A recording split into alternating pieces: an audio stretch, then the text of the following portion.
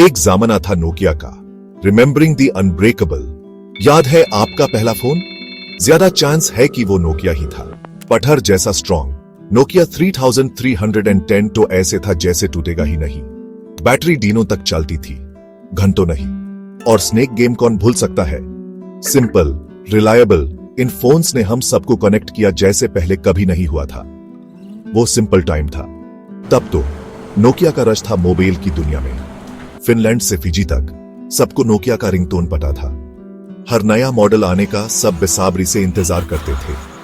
Nokia का मतलब था क्वालिटी, नयापन और वो फ्यूचर को हाथ में पकड़ने वाला एहसास।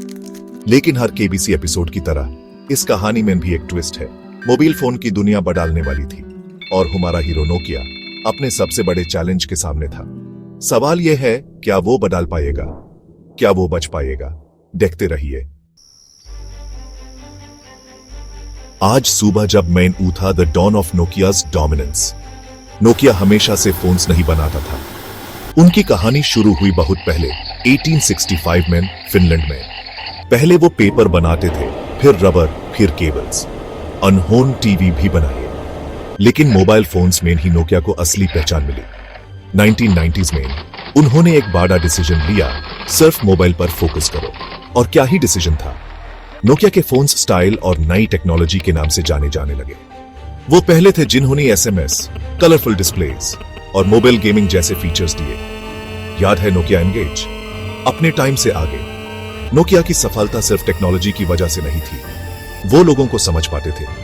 उन्हें पता था लोग क्या चाहते हैं, सिंपल, रिलायबल फोन्स जो उन्हें कनेक्ट करें, और वो देते रहे बार बार। दुनिया बदल गई, enter the iPhone, exit the familiar. लेकिन टेक्नोलॉजी की दुनिया तेजी से बदलती है, बहुत तेजी से। 2007 में एक नया खिलाड़ी आया, एप्पल, अपने कमाल के आईफोन के साथ। आईफोन सिर्फ फोन नहीं था, वो एक छोटा कंप्यूटर था। टच स्क्रीन एप्स, टेक्नोलॉजी के साथ इंटरेक्ट करने का एक बिल्कुल नया तरीका। गेम बदल गया था, दूसरी कंपनीज भी पीछे नहीं रही। गूगल ने एंड्रॉइड लॉन्च किया, एक ओपन सोर्स प्लेटफॉर्म स्मार्टफोन्स के लिए। स्मार्टफोन रेवोल्यूशन शुरू हो गया था। स्मार्टफोन्स की ये नई दुनिया नोकिया के लिए एक चैलेंज थी। वो ट्रेंड सेटर्स होने के आदी थे, जो सबसे आगे होते थे। इस नई रियलिटी में ढलना आसान नहीं होगा। क्या हुआ तेरा वादा, नोकियाज में steps in a changing world. शुरू में नोकिया ने स्मार्टफोन्स के खतरे को कम समझा। उन्हें लगा उनके लॉयल कस्टमर्स और ब्रांड पावर काफी होंगे। लेकिन दुनिया आगे बढ़ चुकी थी। वो हार्डवेयर पर फोकस करते रहे, स्ट्रॉन्ग, रिलायबल फोन्स बनाने पर। लेकिन सॉफ्टवेयर, यूजर एक्सपीरियंस पीछे रह गया। उनका ऑपरेटिंग सिस्टम सिम्बियन, iOS के स्लीकनेस और एंड्रॉइड की वर्सेटिलिटी से कंपीट नहीं कर सका। डिसीजंस लिए गए, स्ट्रेटजीज बनाई गई, लेकिन मार्केट बहरेमी थी। नोकिया का मार्केट शेयर कम होने लगा और कभी का बड़ा प्लेयर अपनी पकड़ खोता हुआ दिख रहा था। 2011 में नोकिया ने एक बड़ा कदम उठाया। उन्होंने माइक्रोसॉफ्ट के साथ पार्टनरशिप की, एप्पल और गूगल को चैलेंज करने की उम्मीद में। उन्होंने माइक्रोसॉफ्ट का Windows phone operating system adopt किया। सब कुछ इस नई अलायंस पर दाव लगा दिया। विंडोज फोन स्लीक, स्टाइलिश थे और एंड्रॉइड और iOS का एक अलग ऑप्शन देते थे। लेकिन ऐप इकोसिस्टम स्मार्टफोन वर्ल्ड में एक इंपॉर्टेंट फैक्टर अंडर डेवलप्ड ही रहा। पूरी कोशिश के बावजूद पार्टनरशिप को सफलता नहीं मिली। दुनिया अपने चैंपियंस चुन चुकी थी।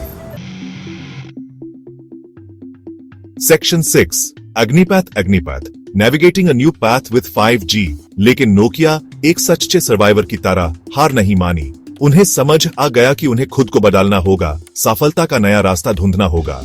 उन्होंने अपना मोबाइल फोन बिजनेस माइक्रोसॉफ्ट को 2014 में बेच दिया, एक युग का अंत। लेकिन यह नोकिया का अंत नहीं था, यह एक नई शुरुआत थी। उन्होंने अपना फोकस नेटवर्क इंफ्रास्ट्रक्चर पर डाला, एक फील्ड जिसमें वो चुपचाप से सालों से रच कर रहे थे। उन्होंने रिसर्च एंड डेवलपमेंट में पैसा लगाया, 5G रेवोल्यूशन में एक इंपॉर्टेंट प्लेयर बन गए। आज नोकिया की टेक्नोलॉजी दुनिया भर के कई नेटवर्क्स को पावर करती है, लोगों और डिवाइसेस को कनेक्ट करती है जैसे पहले कभी नहीं हुआ था। सेक्शन 7, रिश्ते में तो हम तुम्हारे। नोकिया's नेटवर्क्स पावर द वर्ल्ड। बड़े शहरों से लेकर छोटे गांव तक नोकिया की टेक्नोलॉजी हम सबको कनेक्ट करती है। उनके नेटवर्क्स हाई स्पीड इंटरनेट से लेकर सेल्फ ड्राइविंग कार्स और स्मार्ट होम्स तक सब कुछ इनेबल करते हैं। वो इनोवेशन में सबसे आगे हैं, कनेक्टेड फ्यूचर के लिए नई सॉल्यूशंस डेवलप कर रहे हैं। वो इंटरनेट ऑफ थिंग्स जैसी चीजों पर काम कर रहे हैं, जहां रोजमर्रा की चीज इंटरनेट से कनेक्ट होती हैं, हमारी जिंदगी आसान और एफिशिएंट बनाती है।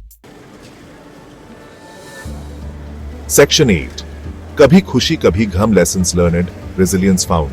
नोकिया की कहानी हमें याद दिलाती है कि बाड़े भी गिर सकते हैं। यह रेजिलियंस की कहानी है, बदलाव के साथ ढलने की, कभी हार न मानने की। वो स्मार्टफोन की लड़ाई में हार गए होंगे, लेकिन वो और मजबूत और समझदार और नई दुनिया जीतने के लिए तैयार होकर निकले। नोकिया का सफर हमें सिखाता है कि मुश्किलें आती हैं, लेकिन हम उनका सामना कैसे करते हैं वो हमें डिफाइन करता है। Section 9, dawn, the future is calling and Nokia is ready to answer.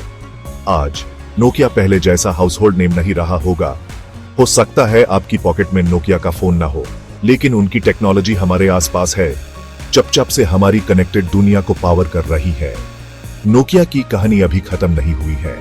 यह बदलाव की, इनोवेशन की और प्रोग्रेस के लिए लगातार कोशिश करने की कहानी है। और एक बात पक्की है, नोकिया फ्यूचर की कॉल का जवाब देने को तैयार है।